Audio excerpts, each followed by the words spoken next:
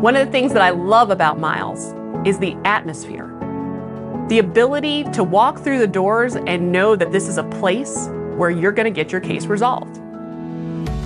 I love working here at Miles and serving as a mediator and arbitrator here for so many reasons, but I think one of the best things about Miles is the support staff and the way that everyone, myself included, the clients, the lawyers, all feel welcome when they come here.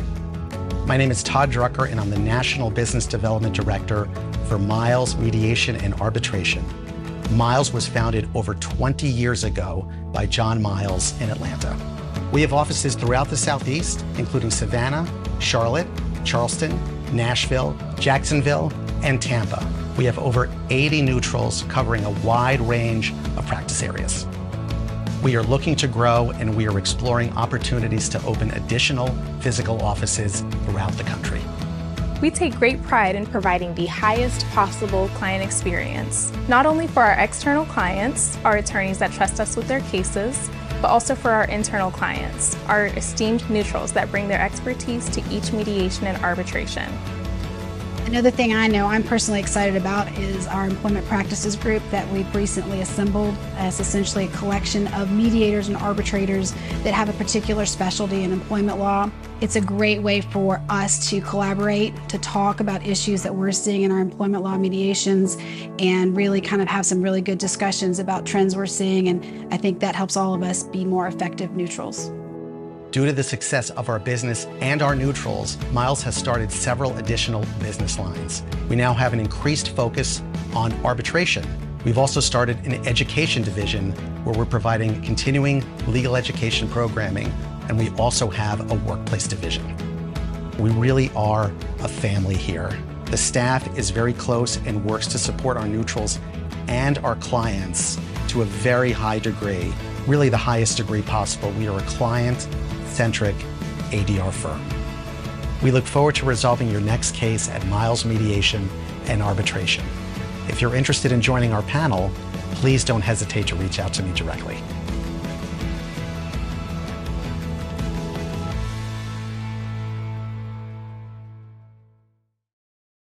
Welcome, Diana. Hi, Serena. Great to see you. I understand we're supposed to be doing this fireside chat. And so the topic that we'll be tackling today is going to be entitled Tech, Trust, and Transformation, the Future of ADR in Digital World. And why don't we start with just a quick introduction of who you are? Sure. I am Diana Didia. I'm the Chief Technology and Innovation Officer for the American Arbitration Association. Fantastic. And for those of you who don't know me, my name is Serena Lee. I serve as the President and CEO of both CPR Institute and CPR Dispute Resolution Services. We here in CPR Institute see ourselves essentially as the conveners of conversations in the ADR space. I'm thrilled to have this opportunity to speak with Diana on topics all related to ADR and technology. So why don't we dive in with a quick question for you, Diana, which is essentially, what do you see in the ADR space and technology generally? And then we'll dive into what AAA ICDR is doing specifically. Yeah, we're all talking about generative AI and the magnitude of its potential impact on the legal industry and on ADR. And I think, interestingly, going back a couple of years, I think we were talking about, it was very black and white. Is it good? Is it bad? Should it even be used at all in this use case or that use case? And I think the recent conversations and conferences I'm at, I think we as an industry have really matured past that and are now at the point where folks understand that although when you play with it yourself, it may not be the most accurate, that when enterprises are baking it into solutions, you get around that and there's ways that you make it really highly accurate. And once you accept that it can perform at those levels, then the conversation moves on to, the more nuanced, what does it do to our procedures, just more in the details about how it's going to impact what we do. And I think it's going to be a very interesting time. This, I think, is going to be the fun part, the really fun part. Correct. Where are you seeing specifically in the ADR space where you think AI and generative AI specifically can help? Yeah, sure. I know we all talk a lot about how the promise of ADR is really time and cost, right? Time and cost savings. in addition to, getting targeted expertise for your particular dispute. But I think that what's really fascinating about generative AI is that although we all understood that automation was an assistant to, or could help with efficiency, to do it well, it was kind of hard. I mean, as a technologist, it took a lot of time and energy, and often it was clunky, and there were certainly brick walls, where if you were trying to expedite intake, for example, where you had tons of unstructured data, there were previous versions of automation where you could try to tackle that, but they weren't all that successful, especially for smaller organizations like a lot of our arbitral institutions are.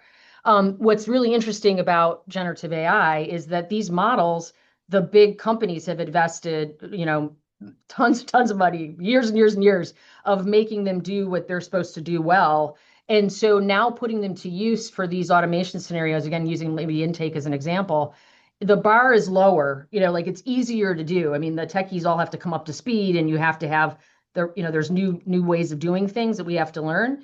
But I really then believe that the potential for much more significant automation in a case management workflow, around things like, billing, scheduling hearings, again, ingestion of submissions, ingestions of the filing documents. I think we're going to see that, whether it's in our own tools that we've built or the vendors, the legal vendors, that it's really going to, the level of automation that we can achieve in a relatively short period is going to be pretty tremendous. Right. And when you see automation, tell me more about what you think our users, our parties would want to see quickly besides this intake. I'm thinking, of course, improvements in case filing, selection of arbitrators and mediators and so forth. Tell me more about what your thoughts are on that. Yeah, sure. So, I think I'll then pivot to talking a little bit about what the AAA is doing, because I think it does marry to where we thought we would get the best bang for the buck up front, and then there's longer term projects. But I think we're all exploring with chatbots that do help with sharing of information. So assistant type tools where you don't know what to do next in a process, and having some sort of AI assistant to guide you through it. And I, on the AAA website, for example, we have a chatbot about rules and accessing rules and or building a clause. We've built our clause builder AI tool. So I think that's one class of tool. I do think this a document summary and Q&A is quickly becoming a standard. So I think any legal tool, you're going to be able to have the AI summarize for you with citations and highly accurate. So it helps will help arbitrators to really examine the record, if you will. And I think that you're already seeing as a standard. We are talking about things like, again, scheduling hearings, reviewing even like billings for accuracy, so you submit an invoice and we just make sure the math it adds up. Certainly arbitrator selection. So that's always been a challenge that, arbitrators give their resumes, teams of people were tagging it, you're from New York, you're in construction, and then it had a search on those tags, which can be quite limiting. Versus now with generative AI, really reading the resume like a human would, and then marrying that understanding of a arbitrator's capabilities to the dispute at hand. I think you're just going to get much more surgical matches in that sense than you would otherwise. So those are some examples of where I think it would help with the arbitral process. What the AAA has also done, though, this is the big one, is actually emulating legal reasoning and having the AI examine the record and then make outcomes, suggested recommendations for determinations on the claims. And we launched our AI arbitrator that went live on early November. It is trained to operate for deliberately a narrow use case. It's two-party construction disputes, documents only. And we feel strongly that there are going to be classes of disputes, maybe lower complexity, lower claims, that would really benefit from automated dispute resolution. We don't see one of the main guardrails to that is a human in the loop, and there is a human arbitrator in the loop of what we've built. And we don't see that changing anytime soon. There would, the accountability lies with a human. But I think that what we built, we stand behind. We already see that it's capable of doing that. And we understand that it's the more complex the case becomes, the harder it will be to ensure that it is accurate and it's a good partner to that human arbitrator. But for things like documents-only cases, it really is performing at parity with human accuracy. Mm. I'm very interested in the data that comes from the arbitrator, the AI arbitrator, because when I talk to our clients and our stakeholders, the in-house and outside counsel, as well as the arbitrators, and I'm sure you've had these conversations as well, we talk oftentimes about the human judgment versus whether or not we're delegating this idea of, decision making to AI. So I'll be very keen to see the data that comes from it. And also, I agree with you. There was a time, I think, when we probably thought, Google was like, the magic genie. And now we know what it is and what it can't do and what it can do. Yeah. And, we find things online, and now we kind of discern whether or not we want to go with what it's, asking or providing for us. So very keen on that. Maybe this is a good time for us to transfer to our next conversation, which is on trust and transparency, which is something we talk a lot about in our industry. Let's talk about this. So with this emerging technology, there's a lot of discussion of what I would frame as issues of trust and transparency. So let's talk about this in maybe the first, maybe the obvious top issue, which is on data security, right? So there's already some best practices and guidelines that are issued out by many industry groups, AAA, ABA, and others. What would you say to those who are in the field who worry about data security and privacy when they're using generative AI in an LLM model? Let's talk about that a little. Yeah, sure. So yeah, I think there's maybe some confusion sometimes that when whether or not the base model itself, so OpenAI's models, for example, are consuming the sensitive information that are put into it, or if they're just talking to it. The analogy I give is that we all store sensitive data now in the cloud, on Azure, on AWS, or what have you. It is sitting sometimes on their servers, but it is not being read by them or utilized by them. And OpenAI, I keep using them because we use the OpenAI models, but these the whether it's Google or what have you, they certainly there are settings where they are ingesting that information, and they want to do that because they're using that information then to improve the accuracy of their base model. But when you are utilizing them, whether you're doing it yourself, like you're using your own Chat GPT account, there are settings that you can go to turn that off, and it's very important. I think the last time that I looked at it, I think it says it's like a checkbox that says, allow my prompts to be used in the improvement of the models, and you say no. When we use it in the enterprise, we have an enterprise account with OpenAI that has legal terms and conditions and a lot more transparency into all these settings. And part of our governance is ensuring that all of that is turned off. So when you put, sensitive filing documents into the AI arbitrator, there are prompts being made to just like a cloud call to OpenAI to utilize the brain, if you will, but any ingestion of the sensitive information is prevented. Would you say then, as just a practice point or a best practice for those who are now dabbling in AI in, whichever model they're using, that they should be cognizant and know what settings they ought to be checking?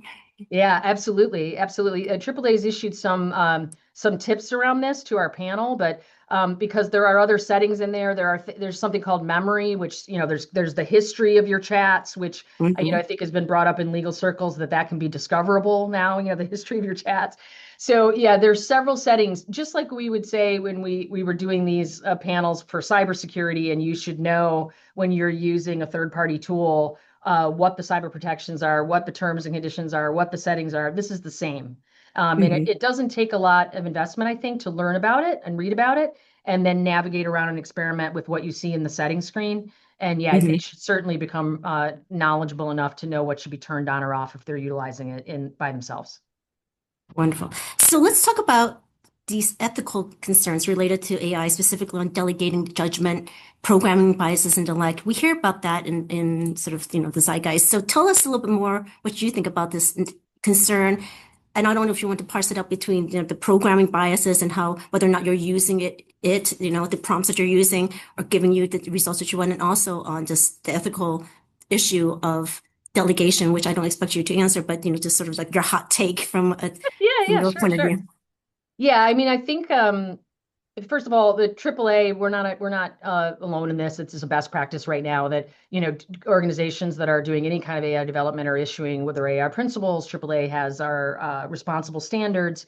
And, those are guide stars, I guess, or North Stars about your use of AI in your business processes. And, that includes for us, ethical and human-centered values, private and secure, accurate, reliable, explainable and transparent, accountable and adaptable. So what does that mean in practice? Because I think that's where the interesting part comes, is really doing the AAA has a formal AI governance committee. It is a cross-functional committee. It has representatives from legal and the business and our IT department, of course. And then every AI use case, whether it's document summary or, parsing in a pleading or, actually trying to determine a claim, we have given a risk assessment to, and then we think, and again, these are emerging best practices in the space. What are the appropriate guardrails for that level of risk? And the ultimate guardrail is a human in the loop. That is a guardrail. But there are many other things we can be doing in regards to the way the prompts are written, and definitely around explainability, traceability, auditability, all of that. Again, there are tools where we can see how the AI is performing. And then we've come up with evaluative metrics around, really measuring how accurate we think the AI is, both before we deploy it and then also while it's running. So when a human arbitrator in the loop is making edits so they look at what the AI spit out as a recommendation. If they don't agree with that for some reason and they're making edits to it, we score that, and it can be flagged for somebody to look at, like, why today did the AI give such an off base answer, and we would then be using that to tune the prompts again. So in all of it, back then to your question, I think there's a lot of ways to ensure that it is being, again, as accurate and as reliable a partner to the human as it can be, because obviously you don't want to be, if the human is, in order to get the efficiencies, the human does have to rely on the AI to a certain extent. Otherwise, if they're just repeating all the work, you're not getting the efficiencies, right? But you want them to feel comfortable that the more black and white things, they trust it. And then the things that are maybe more subjective is where they need to dig in. And if it's designed well, they should have all the citations to go do that. And then ultimately, back to your question, we were, again, I don't think I coined this, it came from somewhere, but we talk about not replacing human judgment, but scaling it. And I think that when you talk about the human in the loop, the accountability still lies with the human. We're just trying, again, to push it as far as we can to make it as efficient and as accurate, still protecting the due process and the integrity of the process. And then ultimately, I mean, when we get to the point where it is operating really well and the trust has gone way up, we do think it's ultimately a party decision. So if the parties really believe that because it's a low dollar claim and maybe they understand there's repeatable outcomes, they may want to run it without a human in the loop, and that would be their choice ultimately to take that approach. Right. And I agree with you that, I was talking about when we learned about the AI arbitrator. I said, if you build it, I hope they will come, because I think that there's no amount of disputes out there that need to be resolved. And if AI can help us on some of the matters, and the market will show us what they're comfortable with, I think that's great. I'm very excited. You said something that was very interesting to me, which I'm going to say something very, maybe might be considered controversial, but you said, that human in the loop is going to help AI, with its mistakes or its errors. I sometimes now wonder, in some iteration, if AI can't start catching our own human biases. Yes. Yeah, we talk about that. I do think it is interesting, because I brought it up when I said, imagine maybe the regulation comes up in Europe or I don't know where you're not allowed to use AI, the arbitrators can't use it when they're deliberating. Maybe they could use it earlier in the process or what have you. But I made the point that, but the parties are going to have it, and the parties are going to they're going to use it to run like early case evaluation or insights. Mm-hmm. And now what happens when they see an outcome and they even see the rationale for it, and now the arbitrators have decided differently. I just think it's going to be very interesting. Like you can't stop them from doing the same thing. So I really think that it is going to be interesting. Or like if you had a tribunal of arbitrators, could one of them be the AI arbitrator to help counter maybe human bias? Or just if there were three arbitrators making a decision, maybe their decision is issued at the same time that the AI arbitrator issues. I don't know. There's all sorts of permutations that, that may be asked for to address some things like concerns about human bias for certain case types. Agreed. And I'm also curious to see how AI might help parties in selecting arbitrators. We talk about arbitrator selection and, we always hear of people who go back to the same people they know because they trust them. But, the question is whether or not they're actually utilizing the full canopy of talents that are available out in the marketplace. So I'm interested in that. I'm mindful of our time. I wanted to do something sort of fun. I'm going to ask you some very broad questions, but you're going to have just a few minutes to tackle this. Yeah. So maybe the first thing I might want to ask you, Diana, is what trend to watch for in 2026 for AI and technology in the ADR field? What do you see? Yeah, I touched on it earlier. I think that, well, first of all, I think that we're going to see more and more of embedding these AI skills or services into the actual tools that we use to do our job. So in other words, instead of even just individual arbitrators having to go to ChatGPT, like if you use any kind of case management solution, or even in Microsoft, you're seeing it with Copilot, like I think it'll become more at the ready when you are trying to do something instead of going, oh, I have to switch over to this other tool.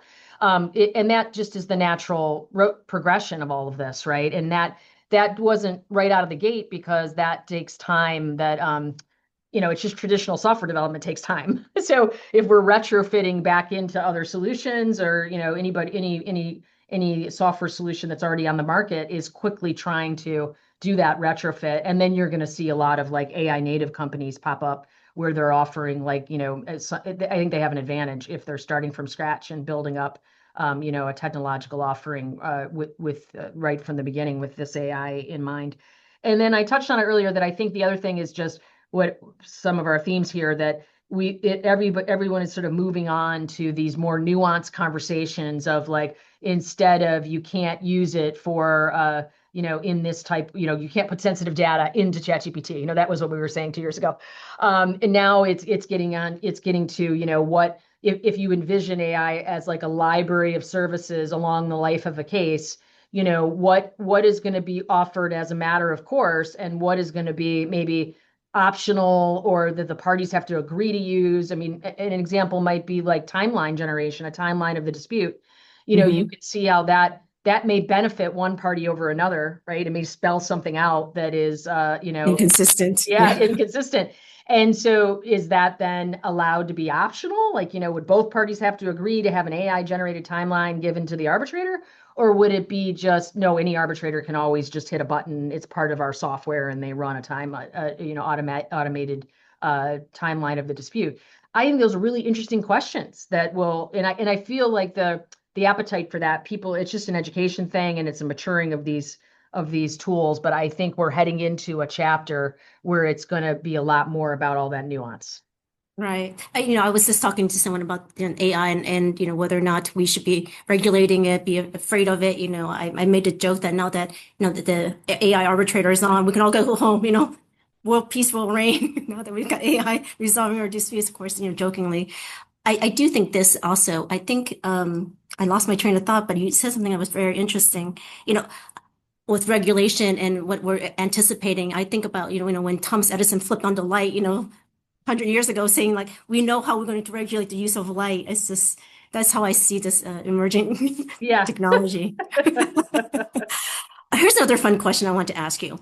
What would be one innovation either you personally, Diana, or AAA would like to fund if resources were unlimited? I have an answer to that to myself, so you go first. When we were preparing, we were talking about how does this help for access to justice, right? Mm-hmm. And I know people talk a lot about the educational component. If you have like assistant chatbots that can shepherd maybe a pro se applicant through the process, I think there's a lot of promise there.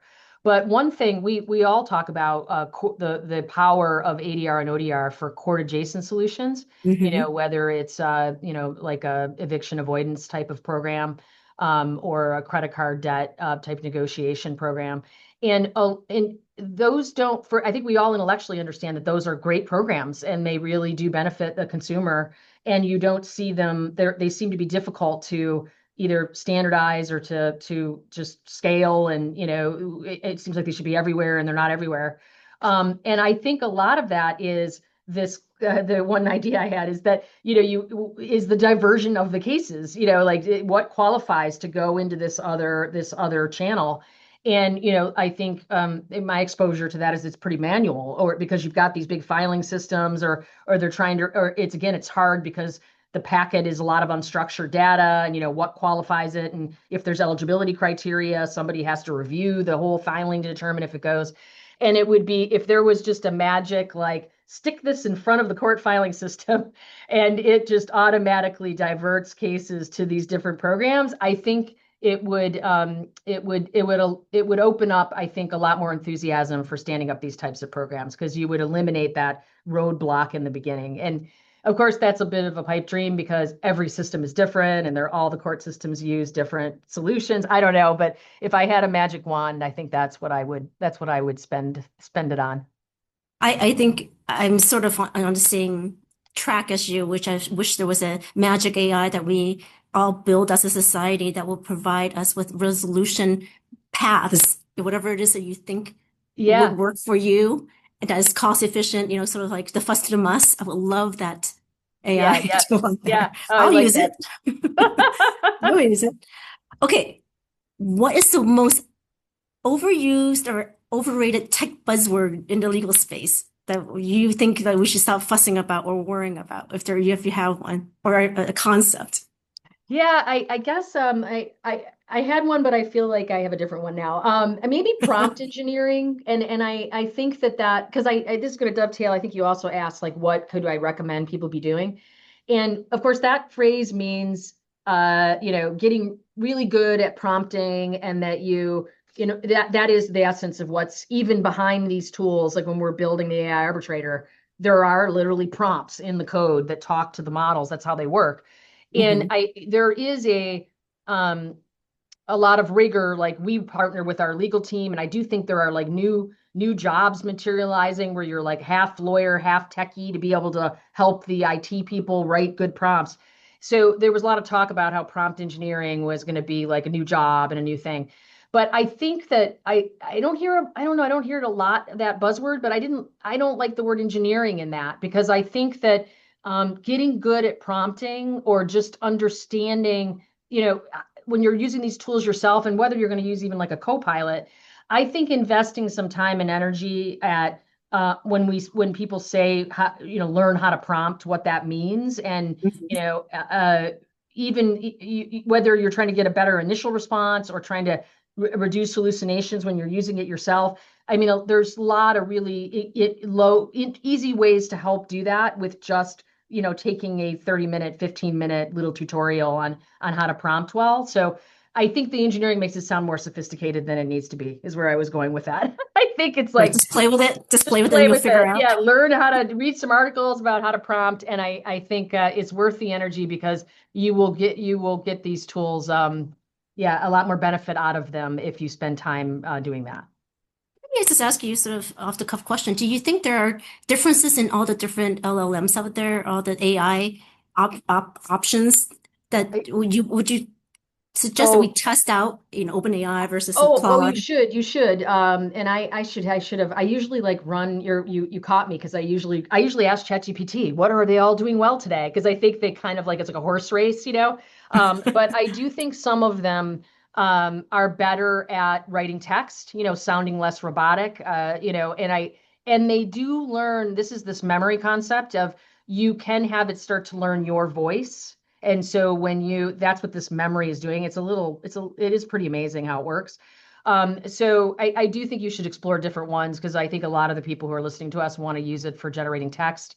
And if you're doing that, you would want one that you feel has the same level of fluency and standard in the way that it talks, that you have, and that there are ones that are better than others. And then there are certainly, what we care about, there's definitely a horse race around the reasoning. And then ultimately, it's going to be about how efficient they are and how expensive they are to run, which is that's an IT leader's concern. But I know people have concerns about how green or not green they are and things like that. But all of that is a part of that cost equation. And that they're also, again, I think it's going to end up with maybe a few providers and the ones that are the best at offering the top skills or the most compelling skills, but at the lowest price point, lowest amount of energy used. Right. Interesting. I have to share, when I've been playing with ChatGPT, and at one point I said, "Hey, Chat," I named her Vivian, so now everyone knows who my agent is. My Vivian is my new companion. I tell Vivian, I need you to stop sugarcoating things and just give it to me without all the flowery, because they try to be very pleasing and pedantic, right? So I said, I need you to stop that. It doesn't work for me. I need you just to give it to me straight. That's right. So we're almost coming to the end of our time. I want to spend a couple of minutes talking about what you think from your point of view, and I'll share my own point of view of what you would advise our attendees to this institute to think about or to use, when it comes to generative AI or technology in general. Yeah, I think that the AAA made a decision about I guess a year or two ago to give access to ClearBrief, another third-party solution that's a legal co-pilot, to any arbitrators that are serving on a AAA case. It's free if you're serving on the AAA case. And I think our decision to do that was we were really trying to drive some AI fluency. We think some of the features, I think a lot of the features that are in that tool would eventually get baked into the AAA's case management solutions. Again, that's back to not having to go to a separate screen, and it would be right where you need it. But we really felt it was important that, again, understanding it, when you're doing this document summary in the Q&A, some of the things we just talked about, like how are you asking it questions so that you really are using it in the most efficient way. And so I think it really is just lean in, hands on the keyboard, start experimenting. We talk about with our own staff, like, find a favorite AI podcast and subscribe to that. And you don't have to listen to it every day, but there are ones that are issuing episodes every day. But maybe once a week, while you're at the gym or something, you listen to whatever the latest, in the legal tech space related to AI. It is happening very fast. So there's a lot of change coming, a lot of improvements coming. And I think trying to keep up with that at some extent is just good professional responsibility, regarding what's out there and how you can be utilizing it to be a better arbitrator. Right. I think about, pre-pandemic when we had to transition very quickly to video conferencing and do you remember the scare with that? You can definitely not mediate because everyone's going to be doing all kinds of nefarious things. And we realized humans are actually not that good at being tricky. Yeah, that's right. Yeah. Right. And I think with the use of AI, it would be saying like, I don't want to turn on that light bulb. I'll stick with the gas, lantern or the oil lantern, and I'm fine with that. Yeah. And I think I agree with you. Playing with the AI technology out there, learning about what the terms and what the concerns are will be very, very useful, because coming from the client's point of view, they want to know that you know what their concerns are, so that the market, as they're sort of figuring out how AI can be integrated into the legal practice, not just in mediation and arbitration, you have to be facile with it. If you don't know if you don't know what a VPN is at this point, we've got a problem. We don't know, what people talk about with regards to prompting and why that matters. Because I'm sure there will come a time where there will be some AI dispute that has something to do with prompting. I don't even know what that looks like. Yes, I'm sure too. Yes. Yeah, I think it is really important to note that, the parties themselves are going to be using these tools, the law firms, the parties, so it's coming from all directions. Yeah. And you, as an arbitrator at the center of the process, needs to be very fluent. And what are all the concerns? And, I'm sure you're right. There's going to be debates even in the arbitral process about, should we be using this or shouldn't we be using that? There are a lot of similarities to the conversations around cybersecurity. And right. I think it is, you don't want to wait till you can't answer the question, right? Because it's going to come and the parties are going to ask you, on the administrative call or what have you, and you need to be ready. Right, right. Well, is there anything else I've not asked you that you'd like to share, Diana? No, it was a great conversation. It's really fun. Thank you. It was Well, great seeing you, and this was really really enjoyable. well, I hope we were helpful to the attendees at Yeah, today's me too. program. And okay. Well, have a wonderful day. Thanks so Yeah, much, Diana. you too. Take care. Take care. Bye-bye. Bye bye.